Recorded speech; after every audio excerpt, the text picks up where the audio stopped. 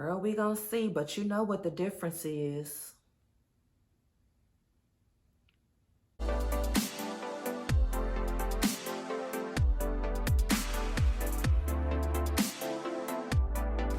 Girl, what are you waiting on? Follow me on Instagram, like, comment, subscribe, and click that bell notification.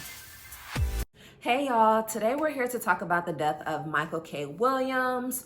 Most people know him as Omar from The Wire, so let's go ahead and do this deep dive. So today is September 7th, and the notification of his passing went out yesterday, and news sources are saying that it's a possible overdose because they found him in his Brooklyn apartment deceased.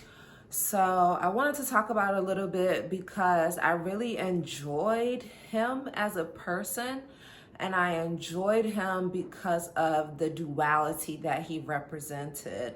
And I'm going to go through all of that. When someone dies of an overdose that's well known within the black community, and that person tends to pull on our heartstrings, I like to talk about it a little bit, especially as it pertains to substances, because I am a substance abuse therapist. So I just wanted to dive a little bit deeper into his life a little bit, and then we're going to talk about some of the heavier things, because I think that it's obvious to talk about the fact that he overdosed and how sad that is, but I want to do a little bit of a deep dive. I'm an Aquarius, and apparently we are deep thinkers, but okay, girl. So I got to look at my notes right here. So first and foremost, he was raised by his mother, who was born in the Bahamas. So he was raised in Brooklyn and then raised in the projects out there in Brooklyn, known as Flatbush Gardens. Apparently, he said that he didn't fit in with other kids, and his mom will actually beat up the mothers of the bullies.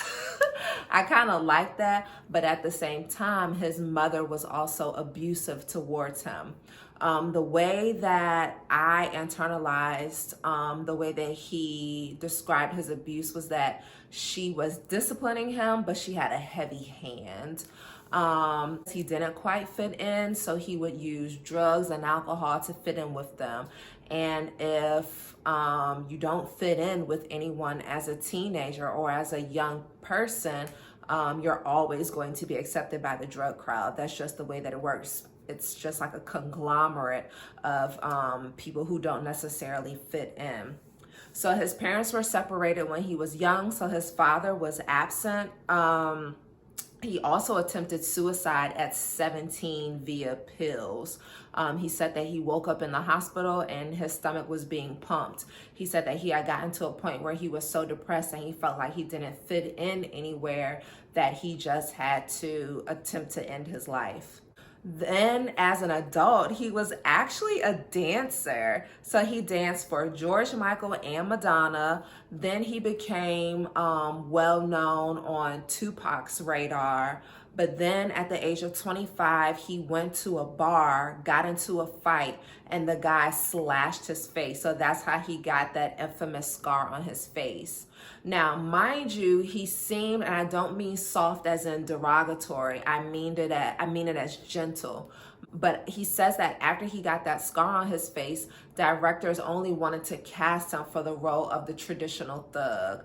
And I think that he also got pigeonholed into that role, not only because of the scar on his face, but because of his darker skin complexion. Because when you look at movies all the way back to freaking The Lion King, you'll see that the darker skin tones are more likely to be portrayed as the evil villain or the evil character within the movie. He got his first acting job with Tupac. He played in a movie alongside Tupac.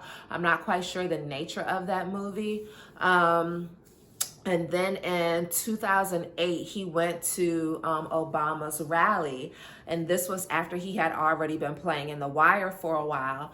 And Obama told him Omar was my favorite character in The Wire. Now, mind you, when Obama told him this, he was high in the moment. So he could barely have a conversation with Obama. And at that moment, he said that he needed to stop using drugs. Because he couldn't even hold a conversation with a man who he respected. The income that he got from The Wire, he actually used to buy drugs.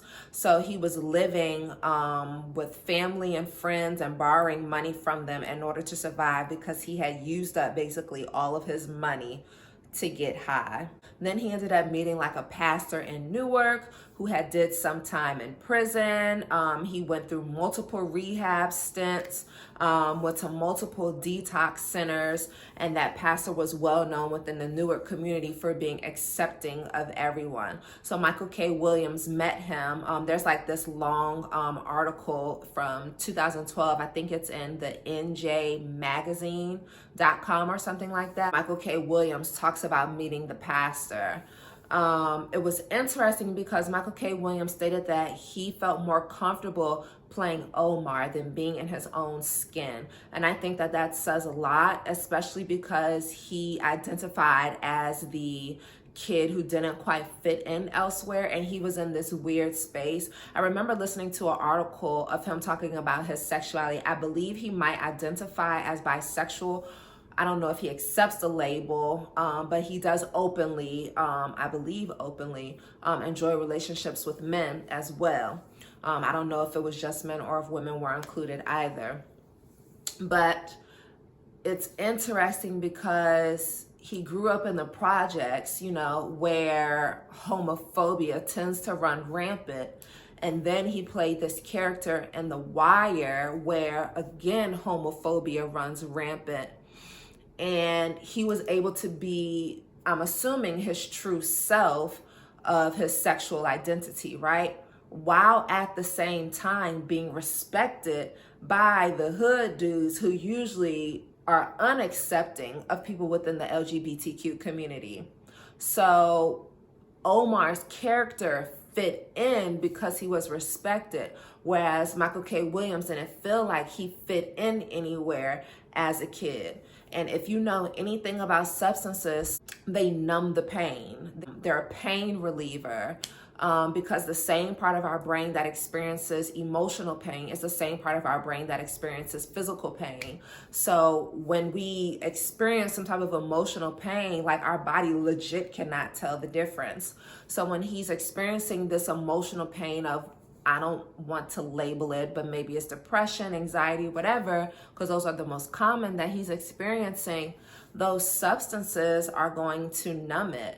So he admitted to using cocaine, and then he said that he also used marijuana. So my assumption is that something was in his cocaine, likely fentanyl, and then he overdosed and died. I also think that it's important to pay attention to the fact of the roles that he played. The Wire was filled with drugs. And then he also played a character in The Night Of. I don't know if y'all saw that, but that show was amazing. It was a mini series on HBO. They only did one season. And Michael K. Williams' character played an inmate in a prison, and he was getting this Pakistani boy, young man, adjusted to being in prison because he was falsely accused of doing a crime. And Michael K. Williams' character in that show used drugs. So the issue that I have as a therapist is, and this is where we're going to have to do somewhat of a deep dive, the issue that I have as a therapist is if Michael K. Williams was attempting to live a life that was different and no longer use substances, he wanted to get his life right, then why was he continuing to put himself in situations that would trigger him towards his drug use? Because when someone is in recovery or attempting abstinence, because the two are not the same, they should remove all triggers and reminders of drug use from their system. So here's a classic example. How many of y'all have ever tried to lose weight? Most likely everybody, because a lot of people within our society try to lose weight. Now, if you're trying to lose weight, would you go to a buffet? No, because there is an abundance of food and there's no type of portion control. It's literally all that you can eat. So if Michael K. Williams puts himself in a position where there is a buffet of drugs and substances, it's highly unlikely with him being vulnerable, especially if it's the first few years of his sobriety, that he will be able to remain sober or abstinent. However, at the same time, how else would he earn money? How else would he feel validated? I'm not saying that he did the wrong thing by playing those roles. What I'm saying is that it made him vulnerable, right? So I recognize that he got pigeonholed into some of those roles, likely because of his skin complexion and also because of the scar on his face. And yet at the same time, he needed to earn a living. And he felt valuable on TV and in those roles. So I don't think that he necessarily did the wrong thing. I just think that it's unfortunate that it had to come to this. But I remember when I was watching The Night Of with my husband years ago, I was like, this is not good. This is not good. Because it's triggering.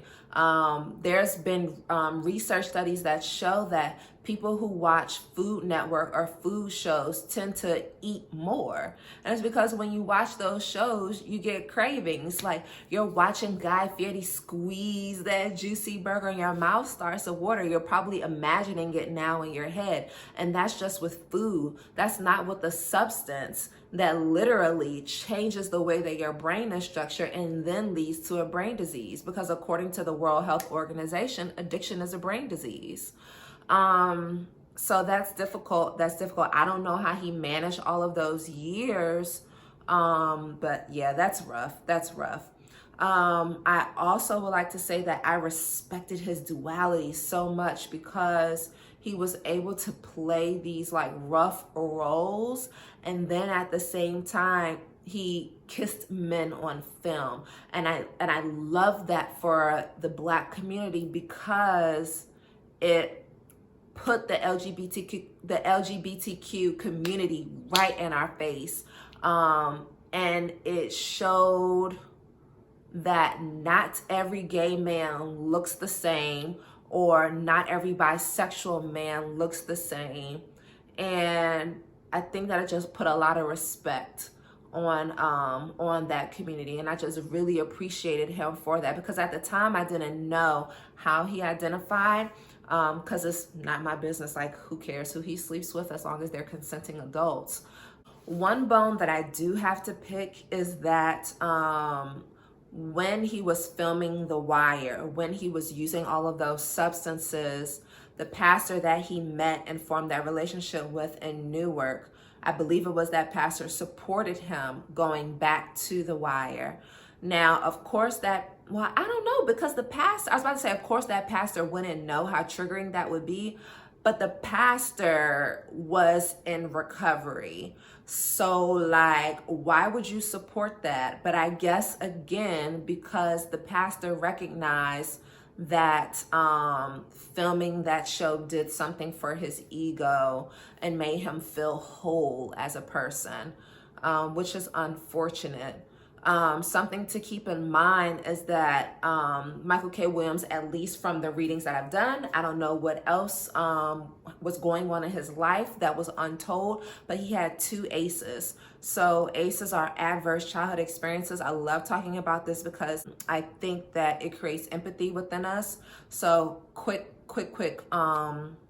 outline of what ACEs are. ACEs are adverse childhood experiences, so they are things that children experience before the age of 18 within their household. So there are 10 categories of ACEs. Include the 3 different types of abuse: physical, sexual, emotional. It also includes neglect, being physical or emotional neglect, so that's 5. Then it includes living in a household with someone who has a mental illness, parental separation or divorce, living in a household where crime is present, violence against your mother, and then someone being sent to jail or prison. So those are the 10 ACEs. And Michael K. Williams had at least 2 that I could find in my research of him, with his father being absent, then the physical abuse from his mom. Something of note to mention is that when a parent is absent and not just died, that's a little bit more triggering for a child because they feel abandoned. So as far as ACEs are concerned, 66% of the population has at minimum one ACE. So there's only 33% of people walking around with 0 ACEs. And then when you pack on the historical trauma that people of color have experienced, it makes those ACEs even more intense. So when you think about ACEs and people kind of walking around with that stuff that's happened to them even prior to the age of 18, because we haven't even gotten to after 18, you should be able to empathize more with why someone ends up becoming a drug addict, because people don't wake up and decide to become a drug addict. When a mother is carrying her child, she doesn't have a dream of her child being a drug addict. But people recognize that substances mitigate pain. Just like when everyone was going through the pandemic, everybody was ordering packages off of Amazon. The alcohol sales went through the roof because no one knew what to do, right? So it's within that same wheelhouse, just on a continuum. So if you can understand that, then you can understand how someone, despite having money and affluence, would turn to drugs and then continue to use drugs. So it's extremely unfortunate, but I do not believe that the roles that he played on TV helped him at all. He did an interview on Tamron Hall promoting his new movie, which is called Body Brokers, and it talks about the recovery space exploiting drug users. So again, he was in another movie about drug use. I just feel for him. I feel for him. I hope that he is at peace. And I hope that those who love him also find peace, because it's very unfortunate. Now, the real question is, do you think the police gonna go after the drug dealer that sold Michael K. Williams that lace batch like they did the drug dealer that sold Mac Miller that lace batch? Girl, we gonna see, but you know what the difference is. But that is all that I have. I will catch y'all on the next video. Make sure you like, comment, and subscribe for more deep dives like this when things happen on the news and on TV that affect our community. And I'll catch y'all next time.